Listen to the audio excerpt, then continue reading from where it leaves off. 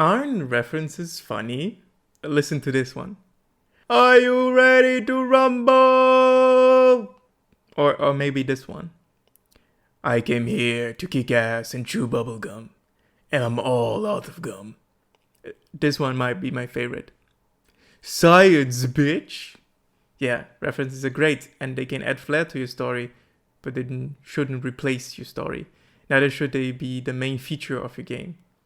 This game is just a big reference. The character you play as, that's Samurai Jack. The guy that flies around and has lightning powers, that's Raiden from Mortal Kombat. The guy that throws axes, that's Shredder from Teenage Mutant Ninja Turtles. Kunai throwing ninjas, that's the Foot Clan. Random Katana Man is Random Katana Man. And Flame wielding mage, well, you guessed it, it's Merlin. Anyways, what you see is what you get. This is a 2D slash 'em up with very nice pixel art. I called it slash 'em up because you literally slash enemies up, and you can see that because characters get cut in half. That's pretty gruesome. The levels themselves can also be cut up. In the first level, for example, you can cut the grass and the pillars on the right side of the stage. It's a cool addition, but doesn't make the game better. It just looks nice.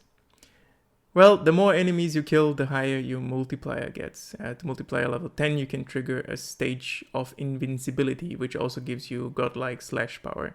We got one level with 3 different skins. Every choosable level increases enemy respawn rate and attack speed, but nothing major changes actually.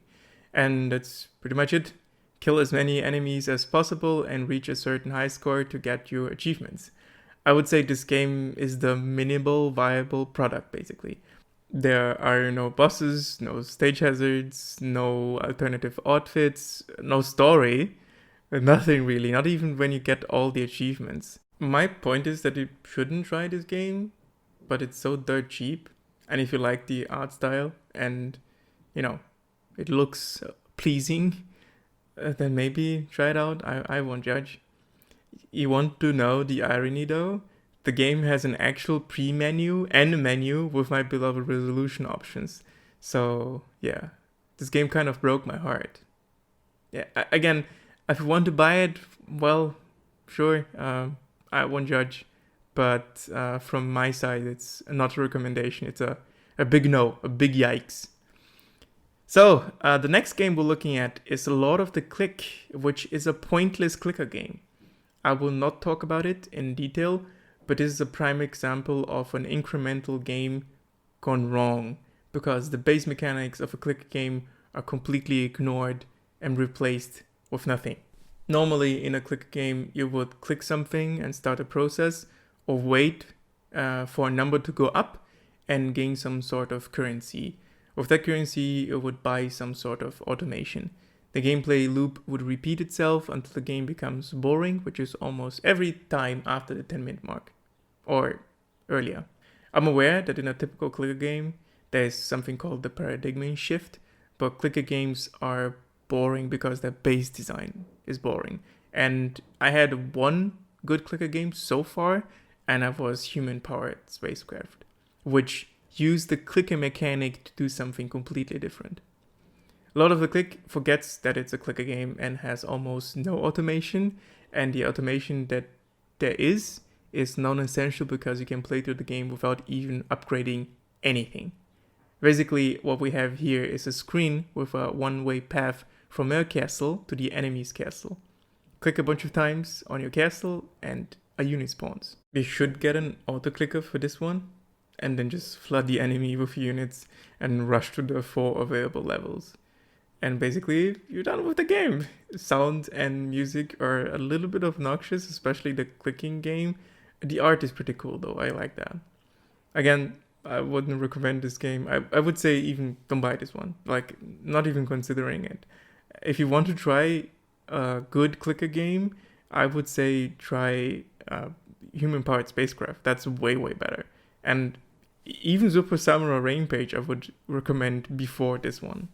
Yeah, normally I have an interview part here, but not this week. I write to a lot of devs, and even though the ones that answer are super chill, I don't get an answer most of the times.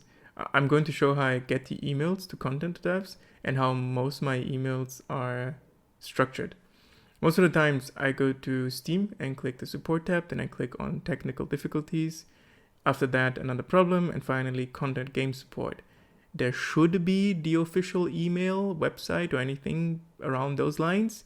You can also get the email of the developer if the game has its website linked on the store page, but this way it works every time. Well, next I just write an email. I tell them who I am, what I do, and send them my latest episode so that they know what I do. After that, it's just waiting. After a week, I try to contact the dev again, and if there is no answer, I just drop it. And I will explain why later. There's a reason why I do that. In the case of Super Samurai Rampage, we have Brackish Games. On Steam, they have one game, but on their website, we can see that they have 2 more games. But they are on mobile only. They have a contact sheet and everything looks very professional. Unfortunately, there is no sign that they are doing much right now. Their Twitter is inactive since October 2018. I don't expect an answer anytime soon. In the case of Lord of the Click, we have HugePixel behind the game. They don't have a website, and clicking on developer or publisher doesn't do anything. Always a bad sign. HugePixel has a Steam page though, and there we can see that they released Choppish Dish and Dead Dust. Both games very well received. Lord of the Click has mostly negative reviews. Well, now you know why. Maybe that is the reason they didn't want to have an interview.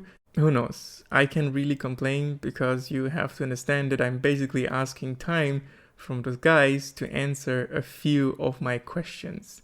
How preposterous would it be if I demanded time from their days to have stuff for the content I am producing? So yeah, I don't even mind if I don't get an answer or someone flips me off, which happened only once. And yeah, that's pretty much it. There's nothing to it. There's no special sauce. There's no special connection. I just write most of the devs directly. They are very, very chill.